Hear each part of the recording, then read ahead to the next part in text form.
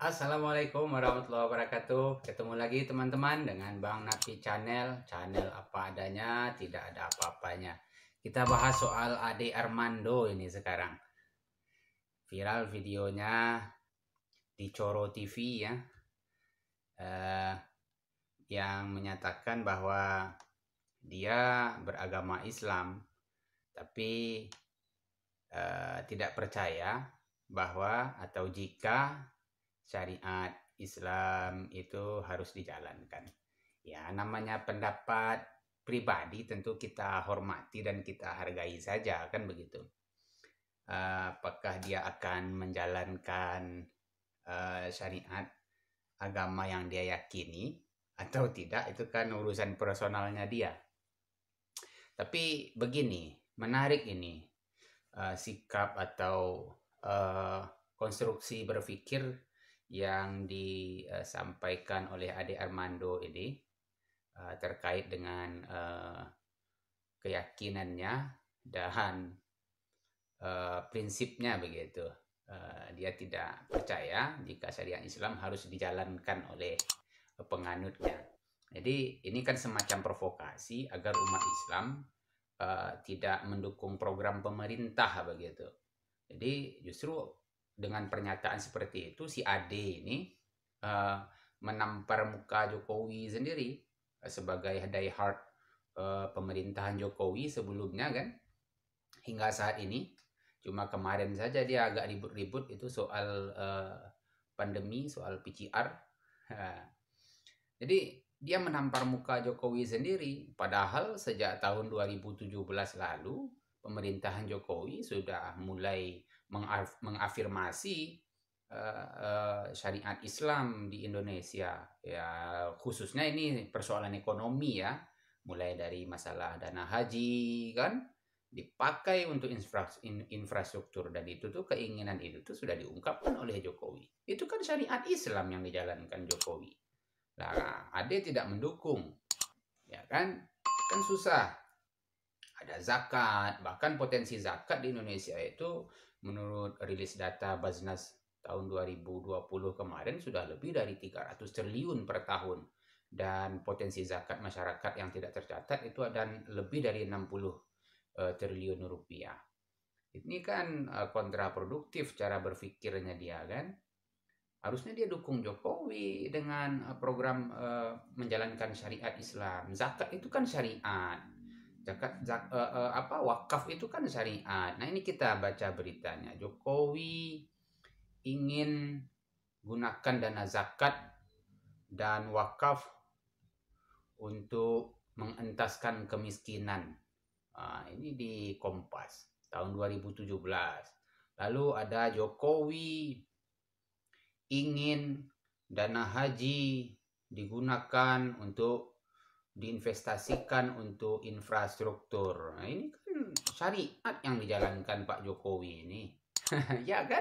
Syariat Islam ini yang dijalankan Jokowi. Jadi tidak salah jika buzzer atau para pendukung Pak Jokowi ini menyamakan Pak Jokowi itu dengan Umar bin Khattab kan, dengan khalifah itu.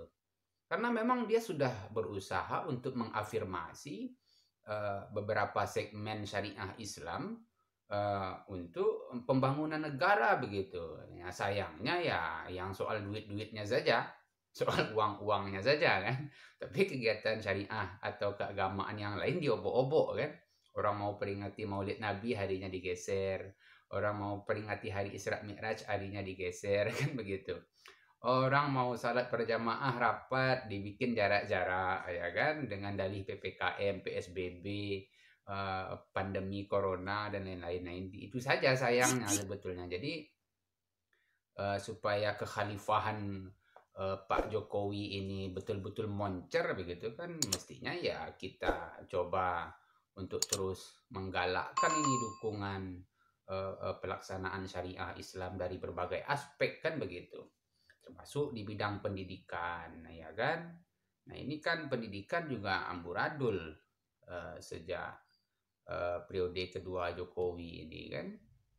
Nah, ini kita baca lagi beritanya. Bahkan ini Menteri Keuangan Sri Mulyani sejak periode pertama Jokowi sudah menginginkan zakat itu dikelola seperti pajak katanya kan.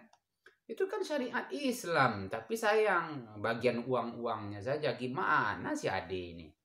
Jadi bahkan ini data-data dari Baz Naz yang merilis soal apa IPPZ, indikator pemetaan potensi zakat per tahun 2019. Tercatat potensi zakat di Indonesia senilai 233,8 triliun, itu data tahun 2019. Nah, potensi zakat Indonesia pada tahun 2020 sudah mencapai 327,6 triliun.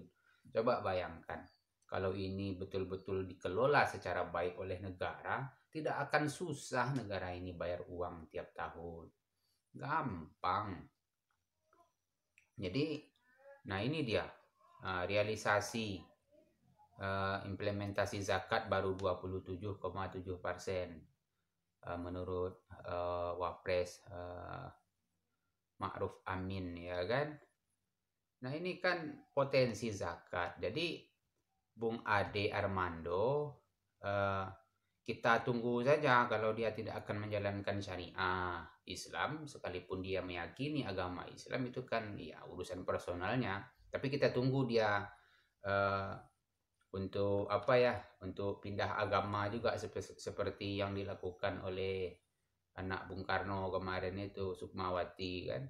Ya mana tahu dia juga nanti akan mengatakan dia percaya Hindu katanya, atau dia percaya Buddha katanya, atau dia percaya Kristen, tapi tidak akan mengikuti aturan keagamaan dalam Kristen, Hindu, dan Buddha itu kan.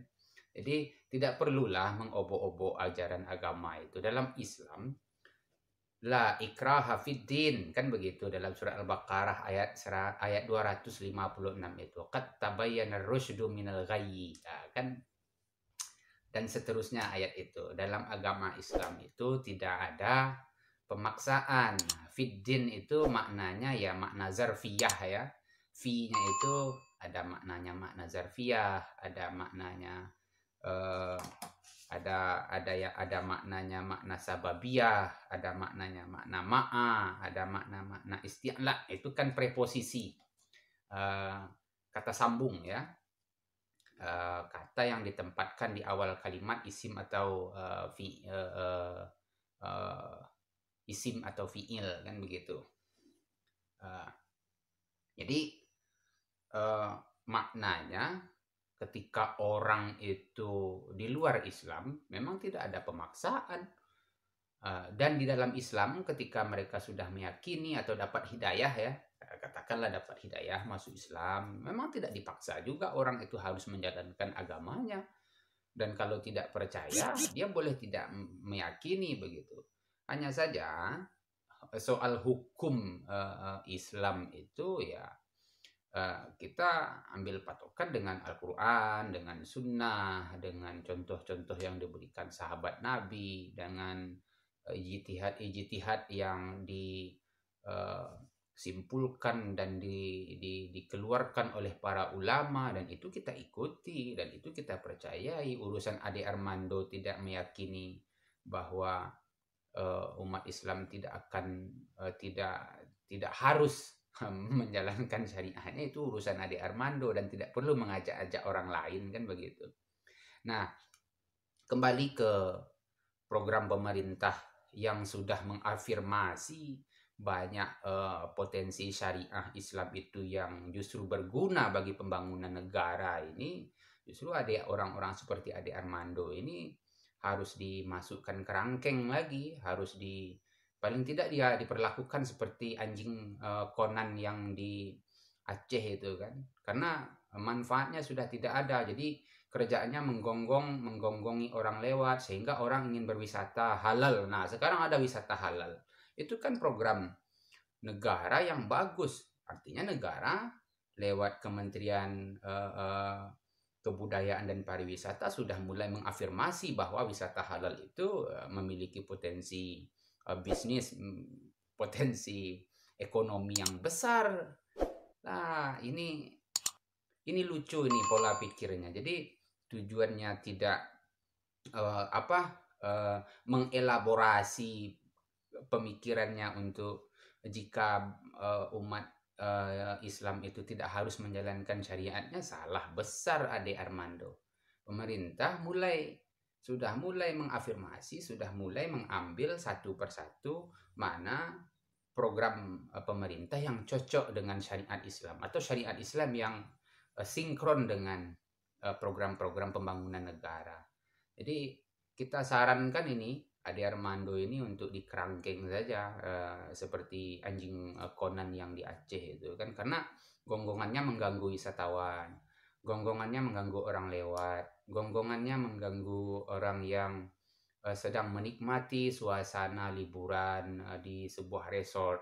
Nah, Islam itu adalah agama resort, agama yang indah begitu kan, ya seperti pantai yang luas, gunung yang tinggi, udara yang segar. Kita tidak dipaksa. Boleh, kalau ingin tidak sholat silakan, ingin tidak puasa silakan, ingin tidak berzakat silakan, tapi kan kena pajak juga, ya kan? Nah, makanya kalau dalam Islam, zakat itu kita yang punya hak untuk mengelolanya. Berbeda dengan pajak. Kalau pajak kita bayar, yang mengelolanya negara, kita tidak tahu pajak kita digunakan untuk apa. Bahkan banyak pengelolaan pajak yang uh, tidak kembali lagi keuntungannya, imbasnya kepada masyarakat. Kalau zakat, ya kita yang kelola usaha kita sendiri, kita bayar zakatnya. Secara psikologi, secara batin kita dapat kepuasan dan kita lihat perkembangan zakat kita itu bagaimana terhadap orang yang kita bantu. Salah besar Ade Armando. Padahal pemerintah sudah mulai mengarah ke pemerintahan khilafah ini, pemerintahan syariah begitu kan. Jadi sudah mulai ada satu persatu hukum syariah yang diambil, kemudian dikawinkan dengan program-program negara, program-program nasional. Bahkan zakat itu program nasional, wakaf itu program nasional, wisata halal itu program nasional. Salah besar Ade Armando ini. Jadi berhentilah untuk membuat pikiran-pikiran yang pluralis, tidak berketentuan seperti itu. Jadi semakin dia banyak bicara, justru membuat dia malu sendiri sebagai dosen dan pakar media sosial katanya kan. Kalau kita lihat di Wikipedia profilnya pakar media sosial, pakar komunikasi katanya kan. Jadi sebetulnya dia bukan pakar komunikasi, dia pakar provokasi. Jadi berbahaya ini orang kalau dibiarkan berkeliaran terus begitu. Jadi teman-teman, kita mengajak ini untuk mengcounter cara-cara berpikir liberalisme seperti itu agar tidak menjadi racun dan toksik bagi generasi penerus kita. Demikian, Assalamualaikum warahmatullahi wabarakatuh.